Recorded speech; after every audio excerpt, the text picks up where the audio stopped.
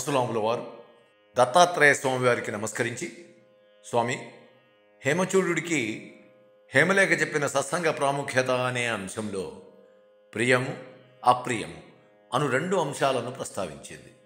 అటు తరువాత ఆమె మహారాజు గారికి క్రమక్రమముగా మరికొన్ని విషయములు చెప్పింది అని మీరు అన్నారు కదా.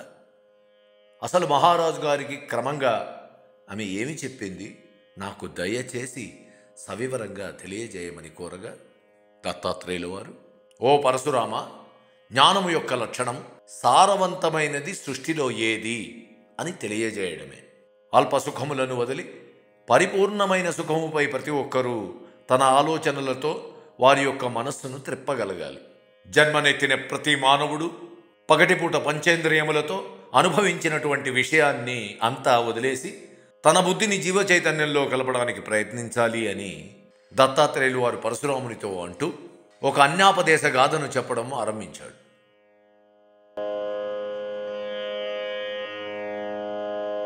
ఎప్పుడైతే హేమచూడు తనకు నిర్వేదం కలిగింది అని అన్నప్పుడు, హేమలేఖ మీకు ఆసక్తికరమైన ఒక కథను చెబుతాను వినండి అని ఇలా మొదలుపెట్టింది. రాజా, చాలా కాలం క్రితం వినోదం కోసం మా తల్లిగారు నాకు ఒక చెలికత్తెని ఇచ్చింది. ఆ చెలికత్తె స్వభావతః చాలా మంచిది. అమ్మ నాకు ఆమెను ఇచ్చినందువలన ఆమెను చేరదీశాను. నేను ఆ చెలికత్తె అరిమరికలు లేకుండా హాయిగా కాలం గడుపుతూ ఆమె సుఖపడుతూ ఉంటే నేను సుఖంగా ఉంటూ, ఆమెకు దుఃఖం కలిగినప్పుడు నేను దుఃఖపడుతూ ఒకరికి ఒకరుగా కాలం గడిపేవాళ్ళం. కొంతకాలం పిమ్మట నా చెలికత్తెకు ఒక దుర్మార్గురాలైన శూన్య అనే యువతితో స్నేహం ఏర్పడింది. ఆ శూన్యకు మోహుడనే ఒక కుమారుడు కలడు. శూన్యతో నా చెలికత్తెకు స్నేహం పెరిగి నా చెలికత్తె దుర్మార్గురాలైన శూన్య కొడుకునే పెళ్లి చేసుకుని తన అత్తగారితోనూ తన భర్త మోహుడితోనూ కాపురం చేస్తూ వాళ్లతో చాలా ఆత్మీయంగా తిరుగుతూ నాతో ఉన్న స్నేహాన్ని మర్చిపోయింది. ఇదంతా గమనిస్తున్న నేను నా చెలికత్తెను మాత్రం వదులుకోలేక అంటి పెట్టుకుని ఉన్నాను. ఇలా గడుస్తున్న కొలది దినములకు మోహుడి వలన నా చెలికత్తెకు అస్థిరుడని పేరు గల కొడుకు కలిగాడు. వెంటనే నా చెలికత్తె నా స్నేహాన్ని వాడుకొని తాను కన్న కొడుకును లాలించమని నాకిచ్చేసి తన భర్తతో అత్తతో ఆత్మీయంగా ఉండనారంభించింది. నేను ఆ అస్థిరుణ్ణి జాగ్రత్తగా పెంచుతూ ఉన్నప్పటికీ పెరిగి పెద్దవాడయ్యేసరికి ఏ మాత్రమూ నా లక్షణాలు రాలేదు. వాడికి వాడి నాయనమ్మ తండ్రి లక్షణములే పునికి పుచ్చుకొని వచ్చాయి. సరే, అతను కూడా చపల అనే స్త్రీని పెళ్ళాడి ఆమెతో కలిసి విహరిస్తూ ఉండగా వారి అన్యోన్య దాంపత్యముచే వారికి 5 పుత్రులు కలిగారు. వారి పోషణ కూడా నన్నే చూడమని నా చెలికత్తె నాకిచ్చింది. కాదనేది ఏమీ లేక ఆమెను వదులుకోలేక ఆ 5 కొడుకుల ఆలనా పోషణ నేనే చేశాను. కానీ ఆ 5 బిడ్డలకు కూడా శూన్యవి, మోహుడివి, అస్థిరుడివి, చపలవి లక్షణాలే వచ్చాయి. ఆ 5 పెరిగి పెద్దవారై ఎవరి ఇళ్ళు వాళ్ళు కట్టుకుని నివసిస్తూ ఉన్నారు. అప్పుడు అస్థిరుడు తన తల్లిని తీసుకుని భార్య చపలతో వారికి కలిగిన 5 సంతానం వద్ద కొన్ని రోజుల పాటు ఉంటూ ఏ కొడుకు వద్ద స్థిరంగా ఉండక అటూ ఇటూ తిరగసాగాడు. ఒక్కొక్క కొడుకు ఇంట్లో ఒక్కొక్క అనుభవము అస్థిరుడకు కలగసాగింది. అంటే ఒక కొడుకు ఇంట్లో ఒకసారి మంగళవాద్యములు, వేదపారాయణము మొదలగు వాటిని వింటూ అస్థిరుడు ఆనందించగా, ఆ కొడుకు ఇంట్లోనే మరొకసారి వినలేనటువంటి భయంకరమైన గర్జనలు, ఉరుములు వినబడే ప్రదేశాన్ని ఆ కొడుకు చూపించాడు. రెండవ కొడుకు ఇంట్లో ఒకసారి అందమైన ఆసనములు, పరుపులు, వివిధ రకములైన చల్లటి వెచ్చగా గోరువెచ్చగా ఉండే వస్త్రాలను ఆ కుమారుడు ఏర్పాటు చేయగా వాటిని అనుభవిస్తూ ఆనందించే సమయంలో ఆ కొడుకే తండ్రిని గట్టిగా గుచ్చుకునే వస్త్రాలు ఏర్పాటు చేసిన ప్రదేశానికి తీసుకెళ్లాడు. మూడవ కొడుకింట్లో ఒకసారి వివిధ రకములైన రంగులు కలిగిన విషయములను పొట్టిగా, పొడుగ్గా, వృత్తాకారంలో కోలగా ఉన్న దృశ్యాలను చూపించాడు. అస్థిరుడు వాటిని చూసి సంతోషించే సమయంలోనే ఆ కొడుకే రోతగా, బాధించేవి, మిరుమిట్లు గొలిపేవి చూపించాడు. నాలుగవ వాడు ఒకసారి ఎన్నో రుచికరమైన పదార్థములు అనగా తాగేవి, తినేవి, కొరికేవి భక్షభోజ్య లేహ్యములు పెట్టగా వాటిని అస్థిరుడు హాయిగా తింటూ ఉండగా ఆ కొడుకే మరోసారి బాధ కలిగించే పదార్థాలు కూడా పెట్టేవాడు. వాటిని కూడా అస్థిరుడు తినాల్సి వచ్చేది. అదేవిధంగా 5వ వాడు ఒకసారి ఎన్నో రకాల అత్తరులు, సువాసనభరితమైన వివిధ రకములైన సుగంధ ద్రవ్యములు సేకరించి తెచ్చి ఇచ్చేవాడు. వాటిని చూచి అస్థిరుడు ఆనందించే లోపే మరోసారి ఆ కొడుకే దుర్గంధము, రోత, దుర్వాసనలు వచ్చే ప్రదేశమునకు తీసుకుని వెళ్ళేవాడు. ఇలా మొదటి కుమారునింట్లో శబ్ద ప్రపంచమును, 2వ కుమారునింట్లో స్పర్శా ప్రపంచమును, 3వ కుమారునింట్లో దృశ్య ప్రపంచాన్ని అనుభవిస్తూ 4వ కుమారునింట్లో వివిధ రకములైన తిండి పదార్థములను భుజిస్తూ 5వ కుమారునింట్లో వివిధ రకములైన వాసనలను ఆస్వాదిస్తూ తన తల్లితో భార్య అయిన చపలతో మార్చి 5గురు కుమారుల గృహములలో ఉంటూ ఆనందాన్ని అనుభవిస్తూ విహరిస్తూ వారి ఇండ్ల నుంచి సేకరించిన కొన్ని వస్తువులను తన ఇంటికి తెచ్చుకుని కొన్ని రోజులు అందరూ నిద్రపోయే సమయంలో వాటిని తాను మాత్రమే అనుభవిస్తూ కాలం గడిపే సమయమున తన భార్య అయిన చపల అస్థిరుడి వద్దకు వచ్చి, నాకు మహాశన అనే ఒక చెల్లెలు ఉంది, ఆమెను వివాహం చేసుకోమని కోరగా అస్థిరుడు సరేనంటూ ఆమెను వివాహం చేసుకొని అమ్మ 2 భార్యలతో కూడి తాను విహరిస్తూ ఉండగా మహాసనతో చేసిన కాపురం వలన అస్థిరునకు జ్వాలాముఖుడు, నింద్యవృత్తుడు అని 2 కుమారులు పుట్టారు. ఇలా కొంతకాలం గడిచింది. అస్థిరుడికి మాత్రం ఏదో తెలియని బాధ వెంటాడుతూనే ఉండేది. ఎందుకంటే అతన్ని మొదటి భార్య అయిన చపల యొక్క పిల్లలేమో ఒకప్పుడు హాయిని కలిగిస్తూ మరొకప్పుడు బాధను పంచేవాళ్ళు. కానీ 2వ భార్య అయిన మహాసన పిల్లలలో మొదటివాడైన జ్వాలాముఖుడు ఎప్పుడైతే అస్థిరుడు మహాసన దగ్గరకు వెళ్తాడో వెంటనే అమ్మా అంటూ జ్వాలాముఖుడు తన తల్లి దగ్గరకు రావడం వలన ఆ పిల్లవాడి స్పర్శ వలన అస్థిరునకు శరీరమంతా మంటలు పుట్టేవి. అది తట్టుకోలేక అస్థిరుడు చాలా బాధపడేవాడు. ఇంకొకప్పుడు మహాసన 2వ కుమారుడు నింద్యవృత్తుడు నాన్న అంటూ వారి వద్దకు వచ్చేవాడు. ఆ బాలుడు వచ్చిన తక్షణమే అస్థిరుని అందరూ అసహించుకునేవాళ్ళు.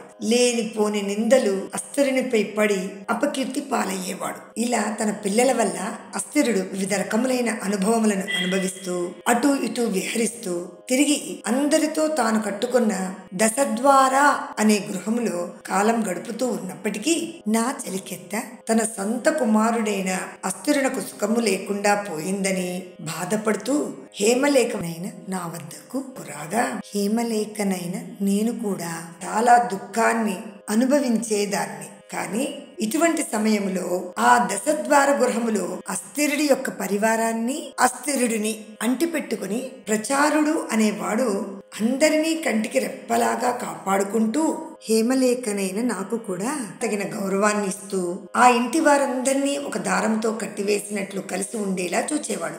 ఇలా కొంతకాలం గడిచింది. నాకేమో చెలికత్తి యొక్క పరివారంలోని వాళ్ళ లక్షణములు కానీ వారి బాధ్యతలు కానీ లేకపోయినప్పటికీ నా చెలికత్త ఆమె యొక్క పరివారముతో నేను కలిసి ఉండటం కారణంగా చుట్టుపక్కల వాళ్ళంతా తలో మాట మాట్లాడడం వలన నేను అపనిందల పాలు అవుతూ ఉండేదాన్ని. అయినప్పటికీ నేను నా చెలికత్తెను విడిచి వెళ్ళలేక అమ్మ ఇచ్చిన చెలికత్తెను ఆమె యొక్క పరివారమును అంటిపెట్టుకుని కేవలం ఆలన పోషణ చూస్తూ దగ్గరగా మసులుకోవడం వలన నా చెలికత్తె యొక్క భర్త అయిన మూఢుడు నన్ను చెరపెట్టాలని చూశాడు. కానీ నేను నిర్మలమైన మనసు కలిగిన దాన్ని కాబట్టి అతను నన్నేమీ చేయలేకపోయాడు. ఇలా నా చెలికెత్త పరివారపు అనుబంధముతో నేను కొన్ని సంవత్సరముల పాటు జీవిస్తూ ఉండగా నా చెలికెత్త తన కుమారుడైన అస్థిరుడు సంపూర్ణమైన సుఖాన్ని అనుభవించడం లేదని దుఃఖిస్తూ బుద్ధి వచ్చి నా వద్దకు చేరి తన కుమారుడు ఎన్ని విధములుగా బాధపడుతున్నాడు, దీనికి కారణం ఏమై ఉంటుంది అని నన్ను అడగగా నేను నా చెలికెత్త నా దగ్గరకు తిరిగి వచ్చినందుకు సంతోషిస్తూ నా చెలికెత్తతో నీవు ఇన్ని రోజులు ఇటు అటు తిరుగుచూ మన స్నేహంను కూడా పక్కకు పెట్టావు. అయినా నేను నీకు ఒక మాట చెబుతాను విను అంటూ మా అమ్మ ఆమె అందరికీ ఆధారం. ఆవిడకు ఏ ఆధారమూ లేదు. అందరూ ఆమెను ఆశ్రయిస్తారు. కానీ ఆవిడ మాత్రం దేనిని ఆశ్రయించదు. ఆవిడ ఒక దానికి పరిమితమై ఉండక అంతటా ఉంటుంది. ఆమె మాతాపిత విభజ్యతయ్యి ఉంటుంది. ఆమెకు చాలా మంది సంతానం ఉన్నారు, అందులో నేనొక దాన్ని. అటువంటి మా అమ్మ నాకు నిన్ను ఇవ్వడం కారణం చేత నిన్ను నేను అంటి పెట్టుకుని ఉన్నాను అని బుద్ధి చెబుతూ నా చెలికత్తెతో, ఇప్పటి వరకు నీవు ఎవరినైతే పెంచుకుంటూ నావారనుకుంటూ వెళుతున్నావో వారంతా చాలా ప్రమాదకారులు. కాబట్టి నేను చెప్పినట్లు చెయ్యి. మొట్టమొదటిగా నీ భర్తను విడిచిపెట్టు. నేను ఇచ్చిన విరాగి అనే వ్యక్తితో సంబంధం పెట్టుకో అని నేను చెప్పినంతనే నా చెలికత్త తన భర్త అయిన మూఢుడిని వదిలిపెట్టింది. క్రమక్రమంగా తన కొడుకైన అస్థిరునిపై మోహం పోయి అస్థిరుని భార్యలు పిల్లలు అందరినీ చంపేసి హేమలేఖనైన నా వద్దకు వచ్చింది. ఆ సమయమున నేను నా చెలికత్తెను మా అమ్మ వద్దకు తీసుకువెళ్ళగా ఆమె మా అమ్మను కౌగలించుకొని అపరిమిత ఆనందాన్ని పొందగలిగింది. కాబట్టి రజా, చెడ్డ సాంగత్యాన్ని విడిచిపెట్టినప్పుడు వైరాగ్యం కలగడం చేత అమ్మతో ఆనందాన్ని అనుభవించవచ్చు. వెంటనే హేమచూడు తన భార్య అయిన హేమలేఖను చూస్తూ, నీవు కథను కథగా చెప్పకుండా మార్చి మార్చి లేదా తిప్పి తిప్పి చెబితే నాకెలా అర్థమవుతుంది? ఇది నీ కథ కాదు, నాకు ఆధ్యాత్మికత అర్థం అవడానికి చెప్తున్న కథవలే ఉంది. నీవు ఆశ్రమములో కనపడినప్పుడు నాకు నీ గురించి వివరించిన విషయము వేరు. ఇది నీకు గుర్తుందా? నాకైతే బాగా గుర్తుంది. పూర్వం కథ నిజమా, ఇప్పటి కథ నిజమా? అసలు నీ వృత్తాంతం గురించి నన్ను ఎలా నమ్మమంటావు అని ప్రశ్న వేయగా హేమలేఖ వెంటనే తాను చెప్పిన కథలోని అంతరార్థమును హేమచూడుడికి ప్రస్తుతం తెలియజేయకుండా, రాజా, హితం కోరేవాడు ఏది చెప్పినా తర్కం చెయ్యకుండా నమ్మడమే ప్రధానమైన విధి. కాబట్టి నేను నీకు ఆప్తురాలైతే నా మాట అబద్ధం కాదని, సత్యమైనది అని నమ్ము. హితం కోరేవాడి వాక్యం ఆప్తవాక్యమని, దానిని అపనమ్మకం అనే దృష్టితో తీసుకోకూడదు అని గ్రహించు. అదే శ్రద్ధ అని గుర్తించు. ఆ మాటలు విన్న హేమచూడు, నిజమే, నీవు చెప్పింది విన్నాను. నమ్మకం వల్లనే కదా ప్రపంచం నడుస్తున్నది. అసలు ఆ విషయం నమ్మాలా వద్దా అని ఆలోచించాల్సిన అవసరం ఉంది కదా అని అంటూ ఉండగానే, రాజా, అలా అనకు. తర్కం పనిచెయ్యని చోట నమ్మకం పనిచేస్తుందని, ఆలోచన ఆగిపోతే నమ్మకం పనిచేస్తుందని, అదే శ్రద్ధ అని, ఈ శ్రద్ధ హితులైన వారు చెప్పిన వాక్యముల వల్ల ఏర్పడుతుందని, ఆ వాక్యములు శాస్త్రములోనివి, ఋషులు దర్శించి స్పర్శించి అనుభవించినవి కాబట్టి ఆప్తవాక్యమును నమ్ము. పై కథ అంతా ఇలా ఉండగా మనం ఇప్పుడు పై కథలోని అంతరార్థమును గ్రహించడానికి ప్రయత్నిద్దాం. హేమచూడు తన భార్య అయిన హేమలేఖ తన కథగా చెప్పినటువంటి కథను అంతా సంపూర్ణంగా విని అటు పిమ్మట తను కొద్ది కాలం సాధన చేసి తిరిగి వచ్చి, నీవు నాకు చెప్పిన కథ నీ కథ కాదు అని అర్థమైంది. ఆ కథ యొక్క అంతరార్థము కొద్దిగా నాకు అర్థమైనప్పటికీ నీ నోటి వెంట ఆ కథ యొక్క అంతరార్థమును తెలుసుకోవాలి అని ఉందని తెలుపగా హేమలేఖ తన భర్త అయిన హేమచూడుడితో కథలోని పాత్రలను వివరించడం ఆరంభించింది. రాజా, ఈ కథ యందు ప్రతిసారి నేను హేమలేఖను లేదా ఆత్మను అని చెప్పుకుంటూ వచ్చినదంతా జీవ చైతన్యమునకు ప్రతిరూపము. ఇది శరీరమంతా వ్యాపించి ఉంది. మా అమ్మ అని హేమలేఖనైన నేను నా తల్లి గూర్చి ప్రస్తావించినది విశ్వ చైతన్యమునకు ప్రతిరూపం. ఇది విశ్వమంతటా వ్యాపించి ఉంది. అమ్మ ఇచ్చిన నా చెలికెత్తగా ఒక పాత్ర గురించి చెప్పాను కదా, అదే బుద్ధికి సంకేతం. చెలికెత్త యొక్క స్నేహితురాలు శూన్య అని చెప్పాను, గుర్తుందా? అదియే అవిద్య. అంటే సత్యానికి అసత్యానికి తేడా తెలియకపోవడం. మోహుడు శూన్య కుమారుడు అనగా అవిద్య యొక్క కుమారుడు. రాజా, మరి ఒక పాత్ర గురించి చెబుతా, విను.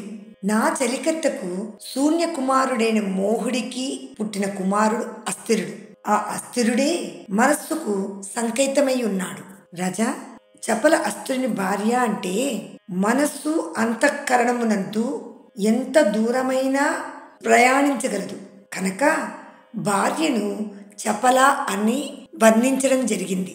ఇక అస్థిరునకు చపలకు 5 కుమారులు అనగా మనస్సుకు అంతఃకరణములో జరిగే స్థితికి 5 కుమారులు. వారి పేర్లే ఇంద్రియములు. అవే కన్ను, చెవి, ముక్కు, నాలుక, చర్మం. ఆ అస్థిరునికి 2వ వివాహం చపల చెల్లెలు మహాసనతో జరిగింది అని చెప్పాను కదా. ఆ మహాశనయే ఆశకు సంకేతమై ఉన్నది. అస్థిరునకు రెండవ వివాహానంతరం 2 కుమారులు పుట్టారు. వారే కోపానికి లోభత్వానికి సంకేతం.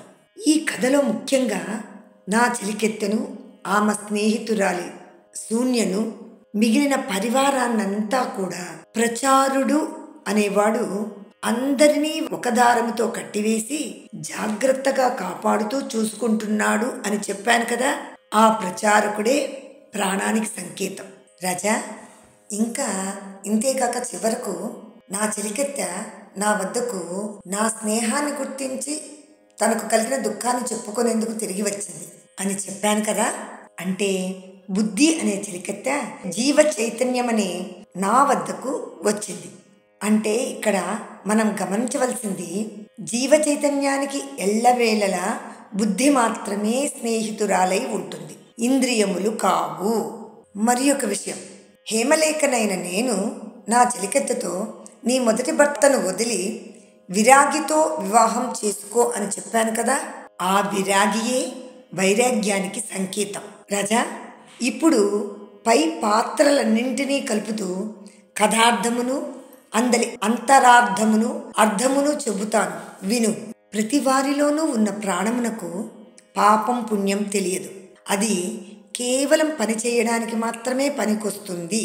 నా చెలికెత్తె తిరిగి బాధపడుతూ నా దగ్గరికి వచ్చినప్పుడు నేను నా చెలికెత్తెతో, నీవు శూన్యుడు, మోహుడు, అస్థిరుడు, చపలకు చెందిన దానివి కావు అని బుద్ధి చెప్పి విరాగి అనే వరుడితో వివాహం చేసుకుని మొట్టమొదట నీ కుమారుడైన అస్థిరుని నిగ్రహించు.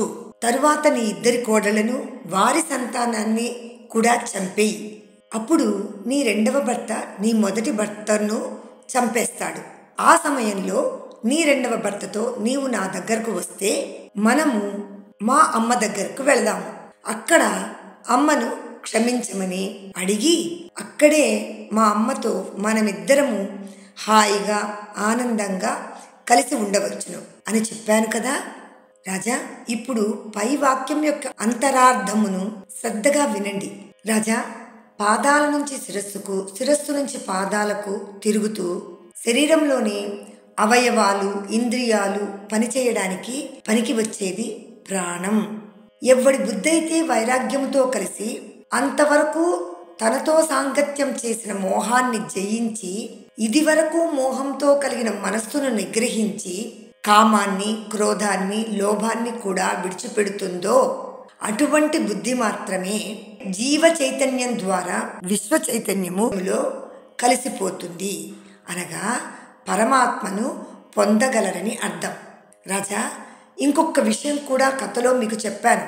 అస్థిరుడు తన కుమారుల ఇళ్ల నుంచి తెచ్చిన కొన్ని వస్తువులను ఒక్కడే రాత్రివేళ అందరూ నిద్రించిన తరువాత అనుభవిస్తాడు. అది గుర్తుందా? దాని అర్థం ఏమిటంటే, ప్రతి మానవుడు తన ఇంద్రియముల ద్వారా ఉదయకాలమున ప్రపంచంలో సేకరించినవన్నీ తన మనసులో పట్టుకొని వచ్చి రాత్రి సమయమున అదే మనస్సుతో కలల రూపంలో అనుభవిస్తాడు.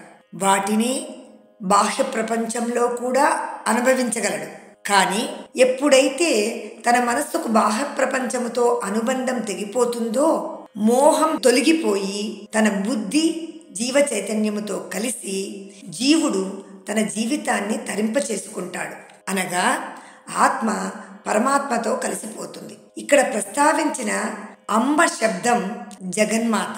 ఆమె స్త్రీ కాదు, పురుషుడు కాదు, ఏ నెపం లేకుండా ఓదార్చే తల్లి. కాబట్టి ఈ కథను యుక్తితో గ్రహించి అర్థం చేసుకునే వారికి పరమ శ్రేయస్సు కలుగుతుంది అని హేమలేఖ హేమచూడుడికి విస్తారంగా ఈ కథలోని అంతరార్థాన్ని వివరించి చెప్పింది.